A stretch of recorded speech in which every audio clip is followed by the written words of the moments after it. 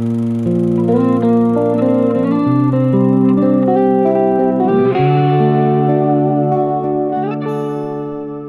everybody, and welcome to episode 66 of Behind the Camera with Andy Games, the podcast where we shine a light on the storytellers, the creatives, and the voices behind the camera. This week, I'm joined by David Beckemeyer, the host of the Outrage Overload Podcast. David is an expert in political polarization and media literacy, focusing on reducing toxic outrage and promoting civil discourse. With insights from social psychology and communication studies, David helps listeners understand the mechanics behind outrage media and offers practical strategies for fostering unity and understanding in a divided world. If you're enjoying the podcast and want to stay connected, all my links are in the About section from socials, merch, website, and much more. Hitting follow, sharing the show, or leaving a quick rating really helps Behind the Camera grow. Now, here's the interview. David, welcome to Behind the Camera with Andy Games. Absolute pleasure to have you on the show. How are we doing today? Andy, I'm doing great. Thank you so much for letting me get on your show here. I'm really looking forward to it. My absolute pleasure, David. So yeah, let's just begin. So you are the host of the Outrage Overload podcast, which you've described as a civic media platform strengthening America's civic muscle, which is quite an interesting way to describe it. So could you give us a little bit of background into this and how you got into podcasting and particularly on this topic? Yeah. It's thank you. It's great. It's really a challenge because there isn't really language, that's really well known. So all of us that are kind of working in this kind of world are kind of inventing and trying out different language. Mm-hmm. One of the most common areas is this idea of bridging. That's a word you hear. So this idea of bridging divides and things like that. But no one really knows what that means. Like if I just said that in public somewhere, no one really knows what that means. So I've kind of fallen into this idea of kind of civic muscle and building civic muscle. So, for me, I started this because I was like in tech and I was retired. So mm-hmm. I don't have any experience. I'm coming out of nowhere. I didn't know anything about this whole podcasting world and all that stuff. So, but I am kind of a science nerd.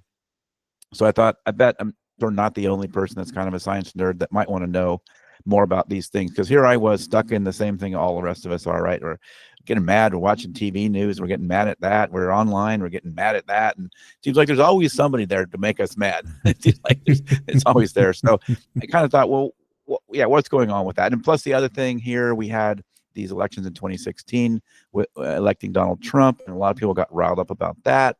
And they started to, disconnect from their friends and people they'd known forever, or even family members. It seemed like everybody had a story, that Uncle John's, not invited to Thanksgiving anymore, something like that. And, the holidays, some kind of holiday anymore. And everybody seems to have a story like that even today. And then we had COVID and the lockdowns, and there was a lot of people fighting about that. So all of that kind of, and this was all happening around me, and I was out there getting in Twitter wars over these things. And so all of that was kind of happening around me. And I thought, I think we can look, there's got to be something here to look into. And that's when I started discovering that, there's a lot of people looking into this. There's a lot of researchers and scientists looking at some of these phenomena. And so that got me kind of interested. I bet there's a way to bring some of this science in a more approachable way. So that's what I try to do, is I go out there and see what are the scientists doing. And also there's this whole world of practitioners that are like trying to do things in the real world to solve some of these polarization problems, these divisions that we have. And so I'm trying to bring it, and it's not getting much attention in the press out there, right? So that was kind of what I thought I could do. I thought a podcast was a good way to do it. So I thought, is it a blog? Is it a TikTok? Is it what is going on? And so I settled on podcast because it kind of finds that balance of I can go in depth, so it's more than a 2-minute snippet, but I want to do something that's a little bit more approachable and moves a little quicker. So I'm doing like 30-40-minute episodes as opposed to some of the academic podcasts that are more targeted academic to academic that kind of go on for a couple hours, and most of us have tuned out after a few minutes, right? So that's kind of the idea. Can I bring more exposure to all this work being done in this space? So maybe bring some hope that there's, you aren't alone in this. Yeah, absolutely. And I think it's like a really good topic to address because of like how much outrage there is, especially on social media with the digital age, and how you absorb the news of your location or globally. It's always going to be tailored in a way that sort of is either aligned with your beliefs, but also misaligned with somebody else's. And then, of course, that's where the kind of discourse comes in. You'll see like arguments over social media or Twitter especially. Twitter's like the worst for it. And so, and your podcast that discusses like how outrage is like weaponized and used as a divisive tool. And do you feel like that comes from particular like media outlets, or would that possibly come from the people responding to that themselves? Right. Yeah, exactly. I mean, some people think, all the problem is the media, right? Oh, Mm-hmm. I'm doing a show and I just going to point out the media. Yeah, and we do point at media, both, sort of traditional media as well as social media. But, I mean, the problem is bigger. It's more about just our psychology and some of these incentives, right? So part of it is, that we're the ones rewarding all this behavior, right? So we're the ones that what are we clicking on? The most outrageous things, and to some degree we get addicted to it, right? We kind of go seek out this outrage, even though it's not good for us. Like we know that. So yeah, it's not just media. I think some of the biggest drivers for it are media. So it's in social media, it's in traditional media, but then also politicians, right? Yeah. So politicians can leverage this because if you look, so what I've learned, one thing I've learned is that sort of outrage itself is probably something to do with our evolutionary biology. It was probably a good thing because we could use it to sort of keep people in norms, right? We could all get outraged about this thing, and it could steer, if someone was behaving outside our norms, we could all get outraged and kind of bring them back to our norms because we're a social species. That's how we survived, all that kind of stuff. So we carry all that with us now, and we're very tuned to it, like, right, it's a threat, right? And so it's all that part of that threat response and all that. So we don't even really know we're doing it, right? I mean, many times we don't, and we especially can't see it in ourselves and in people on our side. And that's a big focus that I do, is I try to remind us all that, it's your own side doing this to you too, right? Like, you're mad about the thing, your own side is telling you how bad that other person is, right? And you're getting really mad about it. And then you become kind of susceptible to be a weapon in all this, right? And now you're part of the problem because you're feeding it, you're rewarding it, and all this kind of stuff. So, but yeah, so it's more than just media. It's really, and it's even just our circle of friends, right? We get in our little bubbles, we start pointing fingers, and what are we really solving, right? We're just yelling about the same thing we yelled about last week. Definitely. And it is quite an interesting thing because outrage is one of those things that's like a real big snowball effect. Like, as soon as you see it through somebody else or exposed to it or even feel it yourself, and I think it's one of those things that makes you project. And even if it's something that you're indifferent to, but you maybe see something on social media somebody's posted and you kind of think, oh, well, I don't like that, then you'll tell somebody about it and somebody might have either a worse or better reaction. And it does, in a way, it is almost like negativity breeding negativity, like in its own way. Right. And like, you mentioned the psychological sort of structure of humans in terms of like we are wired to kind of feel outrage as humans. Do you feel like there are sort of people, I guess, to sort of generalize it, that would kind of prey off that sort of psychological instinct of humans to breed outrage within others? Yeah, for sure. And I should probably note that outrage can still be a tool. Like, Mm-hmm. If, let's say there's somebody polluting a river and we all get together in town and we get outraged about it, and we maybe, it has to turn into something beyond just the outrage. You can't just be mad. Hopefully you can turn that into action. And you can't sort of be outraged all the time. That's the other half of this, right? Like, you just can't be mad at everything all the time. Then the whole point of getting outraged about something that you can act on kind of goes away. Like, it doesn't help. But yeah, I think you definitely have bad actors, and we often think about that everybody's a bad actor in this, but and there definitely exists bad actors that 100% leverage these innate traits in us, right? They leverage our own psychology against us, but there are many of us are doing it and don't really see it that way. Like, we really think we're on the moral high ground, and the other people are morally bad and morally wrong. I'm morally right. I need to go tell everybody about how I'm morally right and that we're on the right track, and some magical they is on the bad track. So it's not just bad actors, but there definitely are bad actors that sometimes are instigating. I mean, you see this in the stats, right? So I forget the exact numbers, but it's a tiny percentage of people that create the most political content, right? It's some of the most, especially toxic content, right? Mm-hmm. And so we get a very a very bad perception of reality, or version of reality off the special social media, where it's that small percentage. So it's not very many people that are toxic, but that's mostly all we see. Right. So we 100%. think everybody's toxic, right? And so it's really hard to counter that. Yeah, definitely. And like, when it does come to political content that you see online, like I've always noticed that it seems to just be whatever sort of side you're against, to sort of just generalize it, that seems to Right. be what kind of spreads. Like I always see, like on Twitter, it would normally be left-wing people really kind of sharing stuff from the right side and getting outraged about it, and really just kind of using that as a tool to just be like, just to essentially spread hate, which, like, I mean, I suppose there are ways to express your outrage, like you say, like, I mean, it can be used as a tool constructively, but I suppose when it comes to social media, like, how often do you guys, that's like a diamond in the rough, isn't it? Like, find a needle in a haystack trying to sort of sift something like that out. But yeah, like, it is like such a fascinating topic, and like, to go back to using it as a constructive tool, I think that's something that is almost universally slept on, because when people think of outrage, they immediately think of the negative and how it's used as a tool to make people angry with no direction in terms of what they're going to do about it. Right. Yeah, and that's often, I think a good indicator. Like, I saw this thing and I got mad about it. Well, that's almost a signal right there to say, I should probably look into this a little more, because I might not be getting the full story. And we often think about misinformation and disinformation and people telling us lies in the media or wherever else. And yeah, that happens. But what happens a lot more is just kind of leaving things out and and by leaving things out, they can kind of change the narrative a little bit. And it can seem a lot worse than it really is. And one thing you can often do is go research some of these things and go, well, yeah, it's not my favorite idea. It's like, but maybe it's not quite as bad as everybody's mad about, right?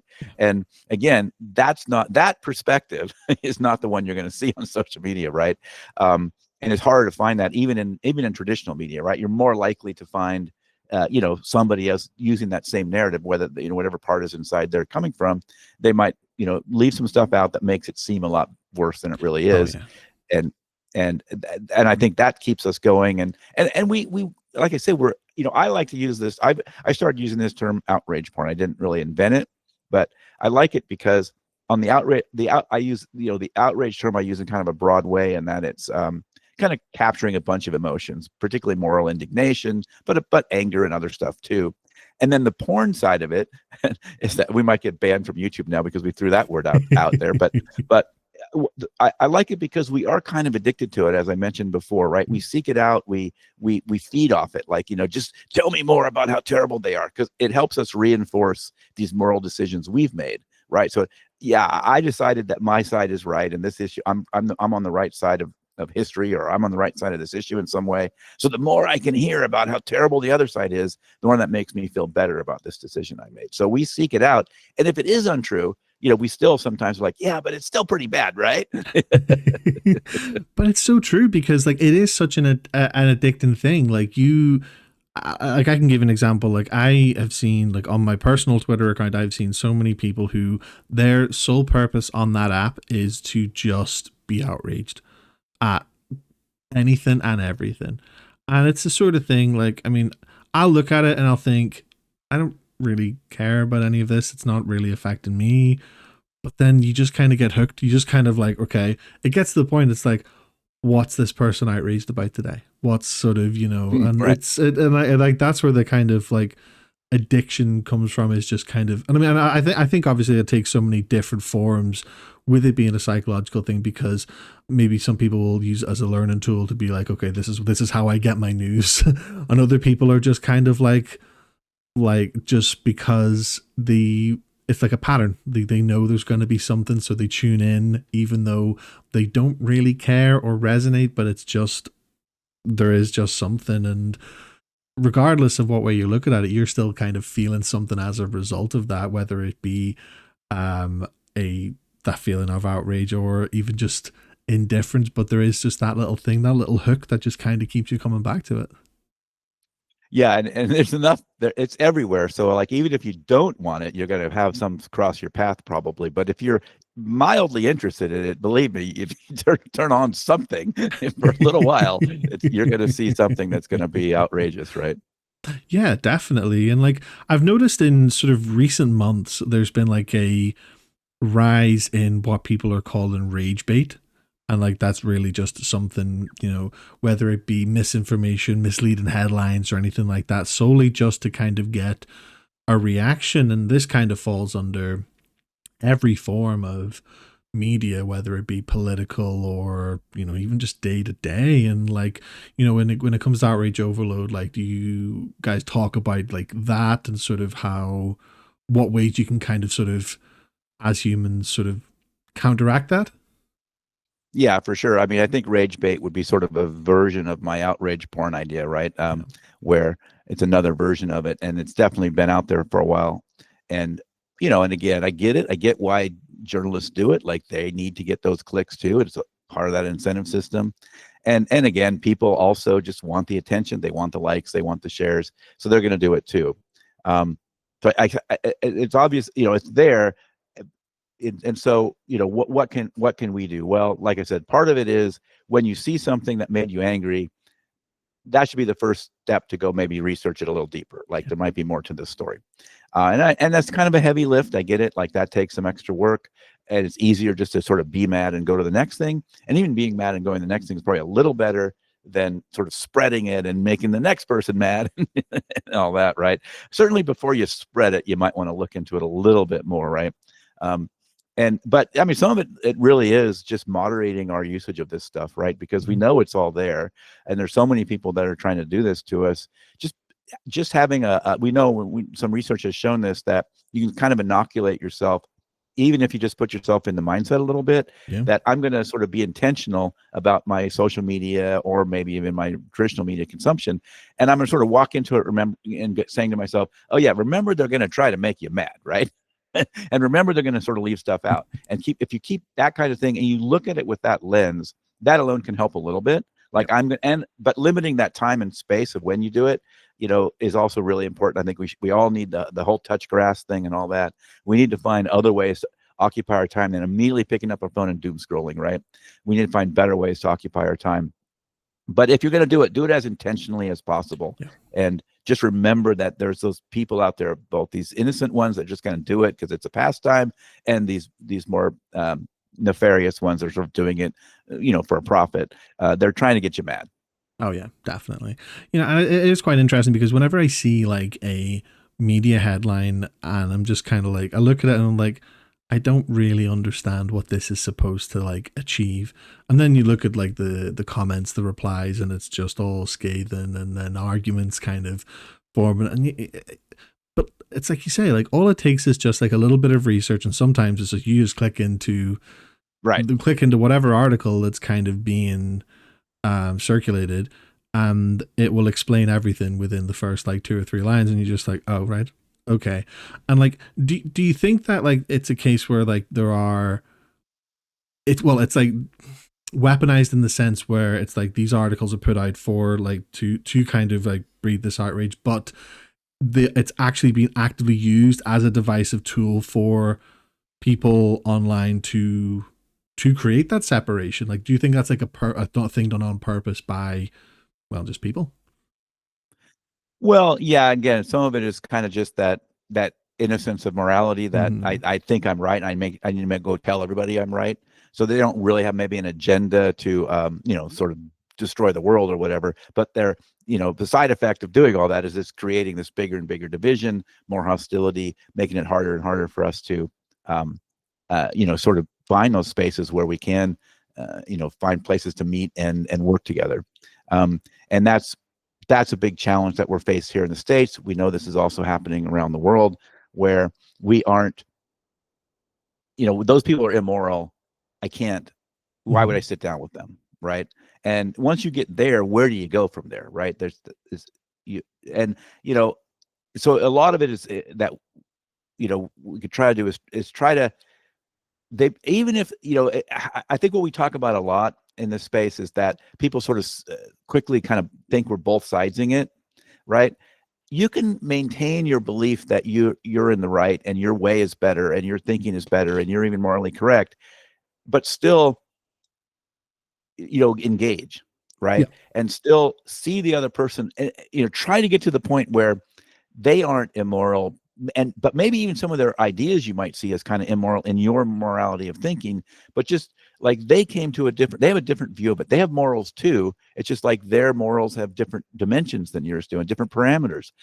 And so you can still believe your ideas are better. You can still believe I'm on the right track, but disengaging entirely doesn't get you anywhere, right? So even if you are a persuader, and I'm not really in the persuasion business for the most part. I've learned enough to, like, for the most part, it doesn't get you anywhere. So I'm more in the, sort of cooperation and coexisting kind of mode. But if you are into and there are cases where I'm in persuasion mode too.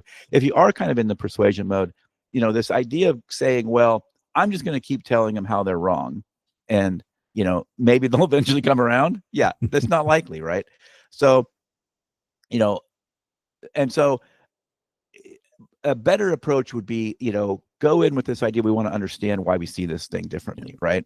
And build some respect and mutual understanding first. And don't sort of walk into the room, because the social media world that we see, this is what people do. They just kind of walk into the room and throw out some, very extreme issue position. Yeah. It's not going to get you very far, right? It would be, it's much more effective to sort of, I look at it like, is there a detective story here we can work on together? Now we're sort of collaboratively trying to figure out why we see this differently, like why I think my way is moral and why you think your way is moral. And we still may not like change each other's mind, but if we were to work on a project together, we'd have a much better chance if we had that relationship going first, where we felt that we were being seen. And so, if you are in the business of persuasion, you're not going to persuade anybody that doesn't believe you're hearing them and seeing their concerns. If you can't do that, you're not going to get anywhere in this persuasion path. You're just going to continue to fight, and you'll say you're Fox News facts, and they'll say they're MSNBC facts, or vice versa, and you really aren't going to get anywhere. So, even if you are in the business of persuasion, here's why you still want to do this kind of bridge building type work, right? Because if you can't convince them you've heard them, that you understand their position, like you understand what they're concerned about and how they see the world, you're not going to get anywhere trying to persuade them, right? So that's a big piece of this work that I think is often a misperception. And there's a degree to which people almost believe, if I listen to them, that means I endorse their thinking. 100%. Right. And those two things aren't the same. Like, you can do both things. Yeah, like it's almost as if the idea that when people get like outraged by something, or if somebody agrees with something that someone else doesn't, it seems to like throw all rationality out of the window. And I kind of feel like these things create labels for people that they really don't need to have. Right. I kind of feel like just because this person believes in this, or this person believes in this other side, and it's like you say, like it should come down to a matter of just understanding why each side has their own opinions, rather than just, well, I can't associate with this person because they believe that, because you're really only kind of looking at somebody for a small fraction of like who they are as a person. Like, and I could tell you myself that like a very close friend of mine, he has very, very strong political opinions on like different things, but really kind of the opposite of what I would believe if I was to be really strong about it. But I'm just kind of like, right, well, it doesn't change how much of a friend he is to me. I just like I just don't sort of, I'm just like, he has his opinions, that's like totally fine. If I was more interested, I'd probably be like, well, I'd be curious. But again, it goes back longer than him and I had been friends. And it's one of those things I'm never going to be in the position to persuade him to think. Because I kind of think that, like, unless somebody is wrong, then, I personally just think, someone wants to believe something, it doesn't necessarily dictate who they are as a person, because, like, well, that's why we have like kind of everything social media, because you can just sort of learn different things, formulate your own opinions, and really it's kind of how you act on it. I kind of think that kind of helps define a person for who they are. Yeah, and I think that something you hinted on there is that, this idea of our political identity has become too salient in our lives. Like that's kind of a new thing. Like that didn't really exist sort of 50 years ago. Yeah. It wasn't like the first, you were probably, it was more likely you were going to bring up your church affiliation 50 years ago. And that was really salient in life. And that was the first thing people were trying to identify about you, right? Like, is this guy a Methodist or whatever, right? But now it's like we're judging people the minute we meet a new person. And not always, but in many scenarios, we're like, oh, are they a this person supporter? Are they a that person supporter? Do they have these ideas? And now I'm going to start just boxing them in more and more. I learn about them, and at some point, I might even get to the point where I sort of write them off as a bad person, right? And yeah, it's a huge problem. This idea of, you mentioned the labeling, right? So, like, it's a tough another one of these tough conversations, because people say, well, you shouldn't call somebody a fascist or whatever it is, right? And it's like, okay, well, you could make the argument that, a bunch of the stuff they're presenting maybe as a fascist. Someone could make that argument. Someone could probably make the counter argument too, in most cases, right? But someone could probably make that argument. But once you've thrown the label out there that not only are they maybe endorsing somewhat some people could call fascist views, but they are a fascist, right? Mm-hmm. You just sort of shut off dialogue. How are they going to talk to you if they believe you think they are a fascist? Like that's like their primary identity or something. You've just killed any chance for there to be a further discussion on it, right? And this is true for a lot of labels that we throw out there, right? And I worked in racial justice a lot, and there's a lot of different people ideas about how you sort of approach this, especially if somebody's holding maybe what a lot of people would call a racist view. You have many ways to approach that, right? But just calling them a racist because they have some racist views isn't going to really get you anywhere, right? Because it might not be true, right? They might not really understand the complexity of these views that they have, and there's this idea of calling in or calling out, and some people are on the calling out side. We're just going to call them out, call them racist, and sort of kick them out of the room. And then there's the other side that was often called sort of this idea of calling in. So I've got this person in the room. We're trying to understand some of these ideas, and they've said some things that are, you could categorize as racist. So now you try to call them in and try to understand and maybe help them understand that, that why we think those are racist thoughts or racist ideas. And there's this opportunity to maybe call them in, and maybe there's people that maybe you could never move on that, but you're not going to move those people that are movable. If for everybody that does that, you're just going to give them this label and kick them out of the room. Yeah. And that, there's too much of that going on now, that we're giving people labels and kicking them out of the room. And then we just get to live in our little world that says we're right, they're wrong. And okay, you're right, they're wrong. You're in two different rooms. You aren't getting anywhere. Like you aren't making any progress.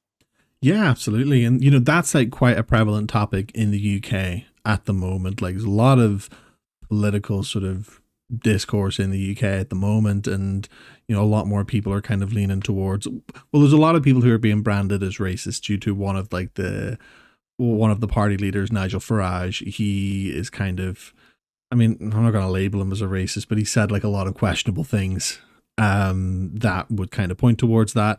And he's kind of proven to be somewhat of an influential person to a lot of younger people. And he's very, very anti-immigration, and a lot of people are kind of just believing that. And, I kind of feel like things like that, especially when you see that in like the media and social media, the lines kind of almost get like a little bit blurred in terms of like what is genuine belief versus what is like rage bait or somebody looking to to outrage people. Because you'll see like a lot of things posted on social media where this person's like talking about something, and you'll see a lot of young people being like, oh, I agree, this, that, get them out, this, that, and the other, yada, yada, yada. And you kind of sit and think, and it's like, okay, you've taken the time to put this on social media with no explanation as to why you believe this. Are you trying to reel people in, or are you really just trying to show support for one thing? Like, and I feel like the lines just get like so blurred with that at this point. Yeah, a lot of times we're doing that sort of what some people call sort of the virtue signaling idea, or other kinds of signaling, that we're trying to, sort of wear our heart on our sleeve, and sort of the digital form of that, where we want to make sure everybody knows that we hold these positions and that we live in this box. And it's kind of unfortunate because it does, people then tend to draw up sides, and we're not getting anywhere. I love in the States we have our the way our government works, Congress and all that, and people sort of universally, we reward these politicians, and this happens around the country. I'm sure all over the world you see this all the time. We reward these politicians for all this theater, like they're screaming at the other side, they're saying these outrageous things, and we love it. Oh, that's great, isn't that guy great? It's like, well, have you checked their record? Like, have they done anything? And so we have all these people that we're rewarding for the screaming and not doing anything, and then we, at the same time, we keep bringing those people back in. We complain to no end that Congress can't get anything done. It's because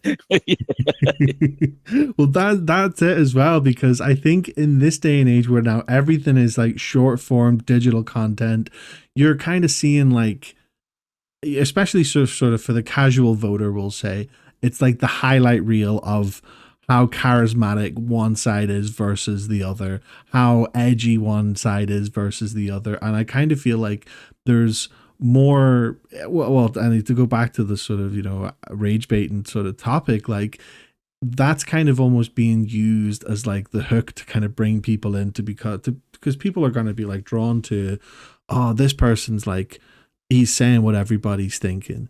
That's like a common one that you'll hear. And, but again, it goes back to another thing that we've said as well about like the lack of research. It's just the headlines. People will kind of be drawn in by what it is in front of them because it's different, because it's not just the sort of cookie cutter person who has been running for office every single time. It's people are just drawn in by charismatic people who look like they could be leaders. Right. Yeah, for sure. There's kind of this influencer, this character, charisma, I should say, is substituting for character in a lot of ways, right? Like we think because they're charismatic, they all therefore are high caliber people, and typically that's not. There's no relationship there, and it's kind of unfortunate. I mean, I've seen in the political realm people talk about this idea of like 3-3-3.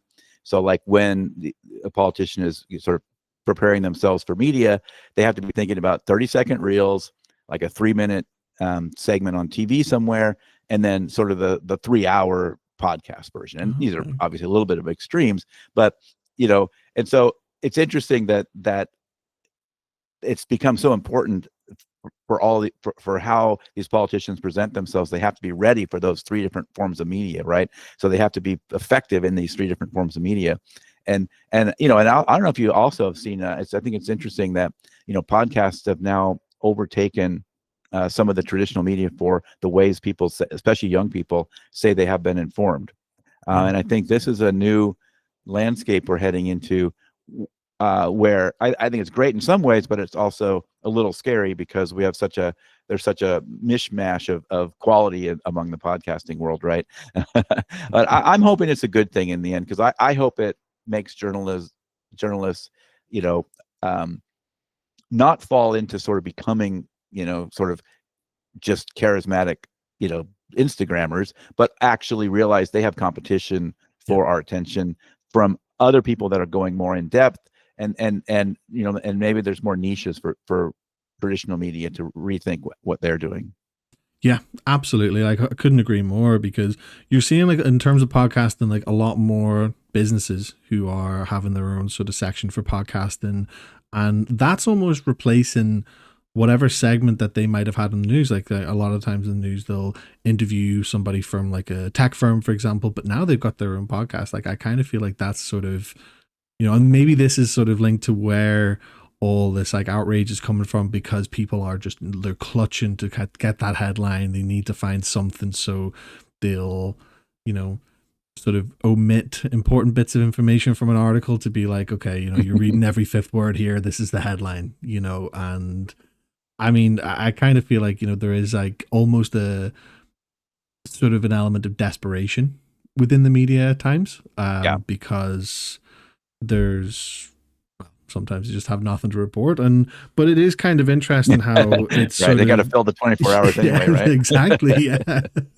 But it's interesting how it does go the other way as well, because so to take a recent matter of Charlie Kirk, for example. So whenever that happened, obviously it was very, very, very gruesome. But whenever that happened, the media was as neutral as could be, because it was something that happened that shouldn't have happened, because, if you look at it from like a human aspect.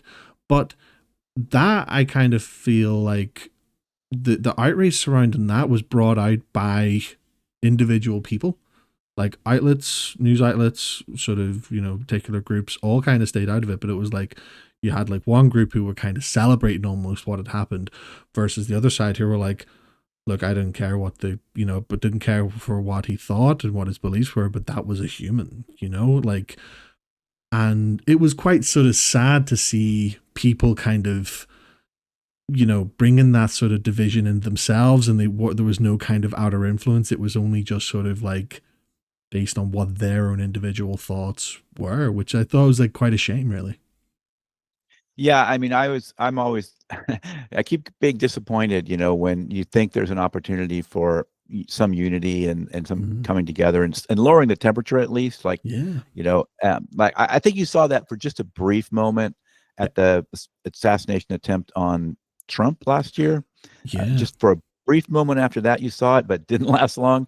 And with Charlie Kirk, it did not last a minute. I mean, right away, people were trying to figure out how to leverage it in some way for their narrative and their story. It was, and that was very unfortunate, because it seemed like such an opportunity. Charlie Kirk, and I didn't know that much about a lot of what he was doing, but I've since learned, and spoken with a lot of young people, that he was actually somewhat respected even among folks that didn't really agree with him, especially among the younger generation. And I know folks that most people would call pretty left leaning, that are in younger generations, college age kids, and and they're really mad about that assassination. They really want are mad about some people's reaction to it, and yet they didn't really agree with much that he had to say. But they really are mad about it. Then and because I think he touched a nerve in some way with that younger generation. And I think a lot of people, my age and even younger than me, don't really appreciate that. Like, don't get that there's this segment of what would be called pretty far left leaning folks that are really angry about that assassination, and they're not really, that voice isn't really getting out there that much. That people think it's kind of a, you were either with him or against him kind of thing, and there's nobody that didn't really agree with his issues that also sees this as a tragedy and wants to really get that out there. So I was that was interesting to me. Yeah. Definitely, yeah, because like when you sort of like look at it from like a left and right perspective, like you have like the more left leaning people, you know, there's a subjective almost kind of oppression with like a lot of people, when you look at like LGBTQ, trans, etc. Like, and sometimes that could have been like a vessel to sort of get their point out, and even if it caused a debate, it kind of helped sort of go deeper into sort of what the root cause was and what it was that people were trying to sort of spread, like the kind of point and message that people were trying to spread. And it's, even though he was on the sort of opposite side of that, it's like now someone's been taken out of the equation so unjustly, and it almost is like kind of taken away like a voice on both sides, like whenever you look at what way you look at it. Yeah, for sure. And like I said, I'm mostly disappointed that we couldn't turn that into a catalyst to begin lowering the temperature. Because I mean, my sort of dream thing is some kind of an event, like a rally that's like a nonpartisan rally in some way, for lack of sort of better terms about it. But like I could just see this idea of, I just have this idea of my head of people that are leaning right or pretty far right, and people that are pretty far left, but agreeing on something like we don't think a guy assassinating a guy from a whatever distance it was with a high-powered rifle is the solution to our problems. Like, you'd think we could find something to really rally behind and say, things have gone too far, Yeah, definitely. And like I say, it is a shame that as soon as that happened, there was just more kind of separation. That like it was the ultimate opportunity for people, individuals, to just be like, okay, right, there is a problem here, and this shouldn't be happening regardless of your beliefs. And then of course, like, people just sort of used it to rage bait, to cause outrage. And Like, I mean, I think obviously it's the sort of power that social media has. People, because it even went as far as people leaving, people posting like TikToks that were over a minute long. Now, like some people who are monetized by TikTok, depending on how many followers and like their account and stuff, if they post a video over a minute, then they will get paid per based on views and stuff like that. So Right. what you kind of found was people were sort of posting videos talking about the whole situation. And then of course the comment section was like, "Oh my god, you're trying to sort of capitalize and cash out on somebody's death, this, that, and the other." And it was like it got to the point I'm just thinking, are people trying to create their own rage bait? Are people trying to sort of find something to be outraged over? Like, does it get to like a point from like a psychological perspective where people are actively kind of looking for it, even if it's like subconscious? Oh, 100%. Yeah. Yeah, because I think, again, it comes back to that kind of moral satisfaction, kind of validation kind of mode Mm-hmm. where I've come to this conclusion and now I want some supporting evidence to tell me I'm right. And we love that stuff, right? I mean, ChatGPT eats us up with that. Everything you tell ChatGPT, it goes, "That's a wonderful idea." But it is kind of funny how like in this sort of short form content digital age that we're living in now, like people are almost like more inquisitive than ever, but like to the point where they need to know every fine detail just so they can really kind of formulate. Well, I mean, I say formula. I was going to say formulate an opinion, but now it's really kind of to formulate their decision on whether they like this person or not. That seems to be what it's kind of come down to. There's almost as if like people are walking on eggshells for fear of offending others based on their opinions and what they believe. Well, yeah, and that works kind of both ways, right? Because of our tribal sort of nature, and it's we need our brains believe that we need these tribes to survive, and we Mm-hmm. see getting kicked out of the tribe as kind of a death sentence. We don't really know all that's going on, but that's kind of happening in our head. That we're all walking on eggshells with people that we see as kind of on our side too, right? Like, how am I supposed to react to this issue? I better do it the right way, or my side's going to get mad at me. And I'm almost as afraid of that, or maybe even more afraid of that, than what the other side's going to say to me, right?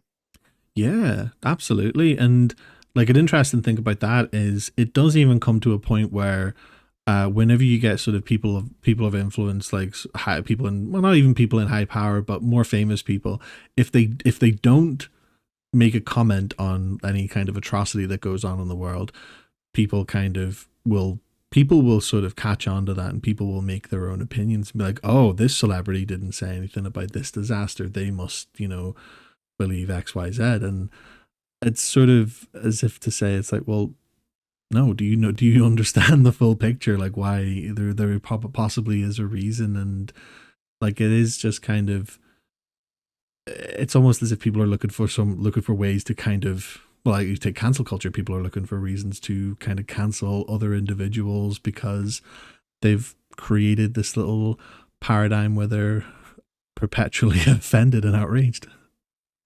Well, yeah, and we've kind of got this ideological purity happening on all sides that anybody that's on my team must agree with these 7 issues, right?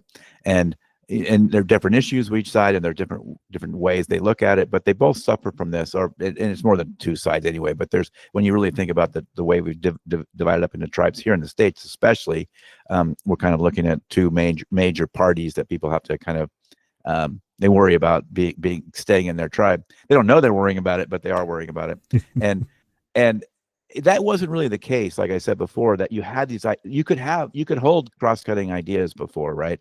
Now it takes a lot of bravery to say, well, I agree with these things on the party that I'm sort of more associated with, Mm-hmm. because again, we're starting to see more and more people refusing to admit they're in a party here. We're seeing more people um, uh, declaring themselves as independents. Mm-hmm. They may still vote one way more than the other way, but they don't want to be associated with that label. And so we are seeing that, like, there's more independents now than there are either people in either of the 2 parties we have here.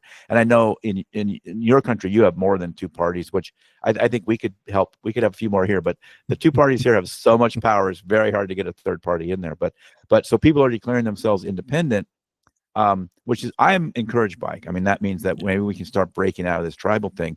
But it does take some bravery if you're within your little segment in your bubble and you're drinking coffee with your friends that are all kind of on the same in roughly the same political space, and you say something that's kind of contrary to most of the views, to one of the views maybe that they all hold. That takes some bravery to do that. You're like, Yeah. well, I think on this issue I might agree with the other side. It's like, what? But it's so true, because like when you look at sort of like the sides of the political fence, it's a generational thing at the end of the day. Like obviously we're 2025 now, but like it's been the same for hundreds of years, and that goes for the US and the UK. And now it's kind of getting to the point, like in the UK, it's kind of getting to the point where everybody knows that there's no good side. Now there's more parties kind of coming up. Everyone knows that like there's no good side, but it's like people still kind of have this ideology where they have to believe sort of in one kind of ideology. It's never a case of like, yeah, I mean, independent does bring free thinking, and I also encourage that. I think it's very important for people to have their own ideas, even if it's like a combination of fully left or fully right. Like that should be encouraged, but people seem to be kind of put off by these ideas because maybe it's just ingrained in them from how they might have been raised or their backgrounds, whatever it may be. I know here it's an absolute minefield in Northern Ireland particularly, but like there is this kind of generational thing which is like kind of passed down. People are kind of like be like, okay, this is what we believe in, but I would like to think that as a society globally, we are kind of getting to that sort of more stage where we're more progressive, that we can kind of take both sides into consideration and be like, well, this is what I believe. I think both sides have their points, and formulate your own opinion based on that. Well, yeah, I mean, there's good news about that we can do it. Like a lot of times, you always get people saying, "Oh, the younger generation, they don't do this, they don't do that." Well, that's actually been happening for like thousands of years. Every generation said the next generation was dumber or wasn't as didn't understand the media. Or this is not a new thing. That's been going on forever. So I don't think that's true at all. Like suddenly we have this generation that can't figure things out, and we know from the reality that we're actually pretty good at this, all of us, even across generations, across parties.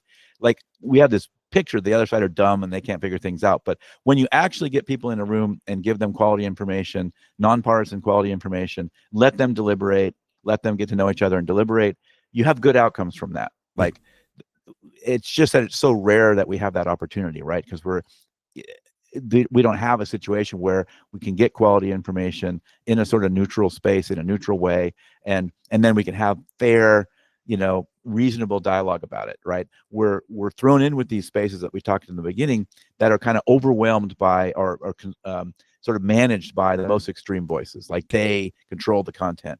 And if you try to say something kind of moderate on social media these days, you're going to get attacked from all sides, right? And so the people that do have those moderate views, they're like, I'm not doing that. Like, I don't need that, right? So we don't see those views. And so we don't really see real dialogue and real deliberation because we're sort of informed by our partisan stuff. There isn't it's hard to get quality, sort of research that and information that spans and isn't a partisan message. So that's hard. It's hard to be informed. And second, where's the platform for having good dialogue, like good constructive dialogue? Like, no, all these platforms encourage us to get in fights. Like they're not, there isn't like a Mr. Burns, in the tower that tried to create that. But once you make the incentive engagement, that's what happens from it, right? It falls out that the most radical, the most crazy, the most insane thing is what gets the attention. So that's what we see. So, that this is a big challenge. We need to somehow make quality deliberation viral. Like if you can figure that out, that's what we need. Yeah, that is like the ultimate formula. Like sort of look past the headlines, look at just the information for what it is, good quality, and just it's okay to take one side, but just I think have your reasons. Don't be kind of blinded by the the charisma, so if it were, and whatever it may be. But I know it's Honestly, fascinating stuff, you know. But David, it has been an absolute pleasure having you on Behind the Camera. Thank you so much for your time. It's been a very, very insightful conversation. It's very different to the usual conversations that I'm used to having. So it's been very, very refreshing to have like this kind of perspective. Just before we wrap up, I'd just like to give you the floor just to sort of, you know, promote yourself and your platform just for the listeners today. Yeah, well, it's really been I could go on about this stuff forever. You probably could tell, but yeah, it's really been a pleasure. It's been fun, Andy. I really appreciate you having me on. Folks can find out all about the work that I'm doing at the website outrageoverload.net. I think some people think I'm saying outrage overlord, but I'm just outrage overload. And you can find all the information there. And you know how it is. We podcasters, we love to be, people are like, oh, you're a big star, we're not going to reach out to you. No, believe we love getting feedback from real people. So send me any piece of email. I guarantee you I will get back. I will reply. I reply to every email I get eventually, but I will reply. So we love feedback. So and you want to learn more about what we're doing, outrageoverload.net's the way to do it. Fantastic. And that's a very good point. Don't be afraid to reach out to podcasters. Like, it's seriously like, you know, we need the feedback, you know. Once again, yeah, we love it. We do. Once again, David, thank you so much for your time. It has been an absolute pleasure. Thank you. And there you have it. That brings us to the end of episode 66 of Behind the Camera with Andy Games. Huge thank you to David Beckemeyer for being this week's guest. A very enlightening and insightful conversation into something I believe we're exposed to on a daily basis in Outrage media. Be sure as well to check out David's podcast, Outrage Overload. Once again, if you'd like to stay connected and support the podcast, drop a follow, check out my link tree for socials and more, and share the episode with a friend who you think might get a lot out of this. Until next time, take care, stay creative, and I'll see you soon. But until then, peace.